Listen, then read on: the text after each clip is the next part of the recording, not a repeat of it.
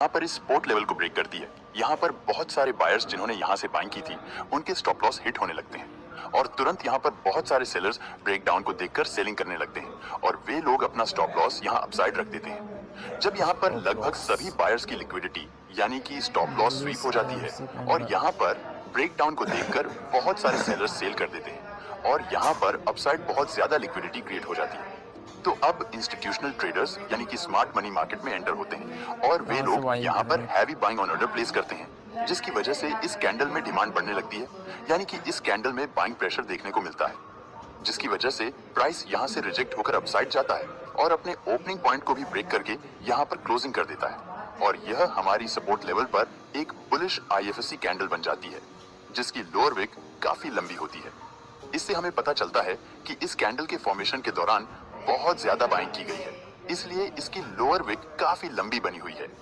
इस कंडीशन में आपको सेल साइड का ट्रेड प्लान नहीं करना है, क्योंकि जैसा कि मैंने आपको इस स्मार्ट मनी कॉन्सेप्ट वाली वीडियो में और इस लिक्विडिटी कॉन्सेप्ट वाली वीडियो में बहुत अच्छे से लाइव ट्रेड के साथ समझाया हुआ है कि मार्केट हमेशा उसी डायरेक्शन में मूव करता है जिस डायरेक्शन में ज्यादा फ्रेश स्टॉप लॉस लगे हुए होते हैं।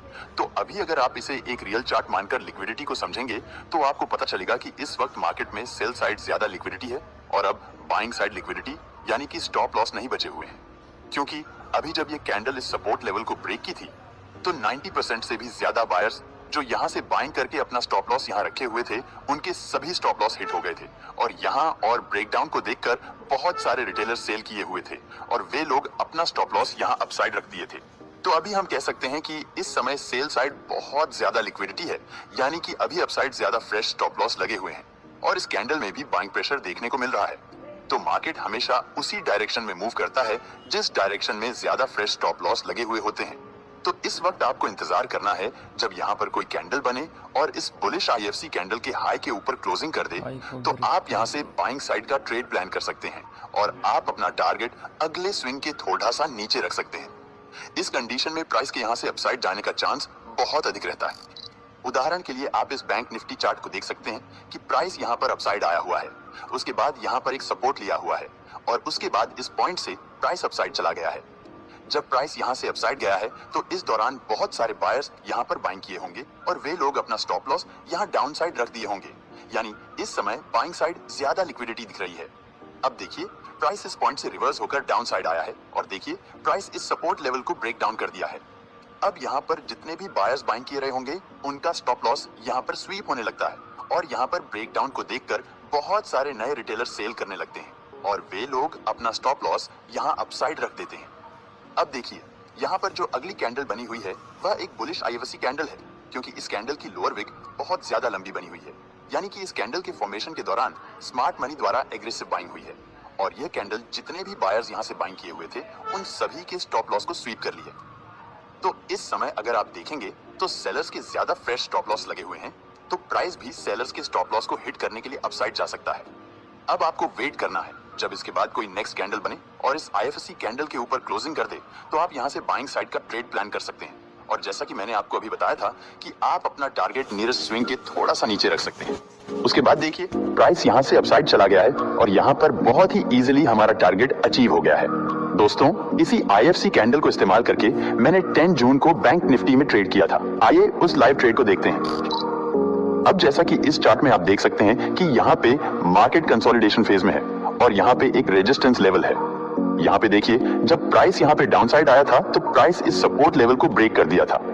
अब यहाँ पे ब्रेकडाउन को देखकर बहुत सारे रिटेलर सेल किए होंगे और वो लोग अपना स्टॉप लॉस अपसाइड रख दिए होंगे। अब देखिए प्राइस यहाँ से थोड़ा सा नीचे आया है और उसके बाद इस पॉइंट से प्राइस रिवर्स होकर अपसाइड गया है और जितने भी रिटेलर्स यहाँ पे सेल किए थे उन सभी के स्टॉप लॉस को हिट कर दिया है। जब प्राइस यहाँ पे इस रेजिस्टेंस लेवल को ब्रेक किया होगा तो बहुत सारे बायर्स यहाँ पर बाइंग किए होंगे और वो लोग अपना स्टॉप लॉस डाउन साइड रख दिए होंगे।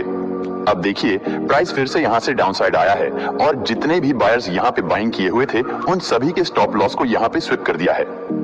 जब प्राइस यहाँ पे इस सपोर्ट लेवल को ब्रेक किया था तो फिर से यहाँ पे भी बहुत सारे सेलर्स सेल किए होंगे और वो लोग अपना स्टॉप लॉस अपसाइड रख दिए होंगे। अब देखिए प्राइस इस पॉइंट से रिवर्स होकर अपसाइड गया है इस पॉइंट तक और यहाँ पे ज्यादा सेलर्स के स्टॉप लॉस को हिट नहीं कर पाया है और यहाँ पे फिर से इस सपोर्ट लेवल को ब्रेक कर दिया है। अब यहाँ पे फिर से बहुत सारे सेलर्स सेल कर दिए होंगे। अगर आप यहाँ पे चार्ट में लिक्विडिटी को रीड करेंगे तो आपको पता चलेगा कि यहाँ पे मार्केट में सेल साइड ज्यादा लिक्विडिटी है, क्योंकि बहुत सारे सेलर्स जो इन पॉइंट से सेल किए हुए थे उनका स्टॉप लॉस पूरी तरह से हिट नहीं हुआ है।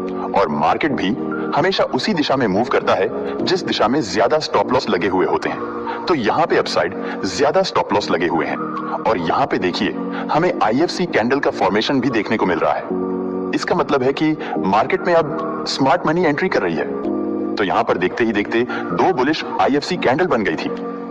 तो मैं यहाँ पर वेट कर रहा था जब यहाँ पे यह वाली ग्रीन कैंडल इन दोनों IFC कैंडल के ऊपर सस्टेन करने लगी थी, तो मैं यहाँ पे 49,800 का कॉल बाय कर लिया था। इस ट्रेड में मेरा स्टॉप लॉस 25 पॉइंट्स का था और मेरा फर्स्ट टारगेट 50 पॉइंट्स का था यहाँ तक। उसके बाद देखिए क्या होता है।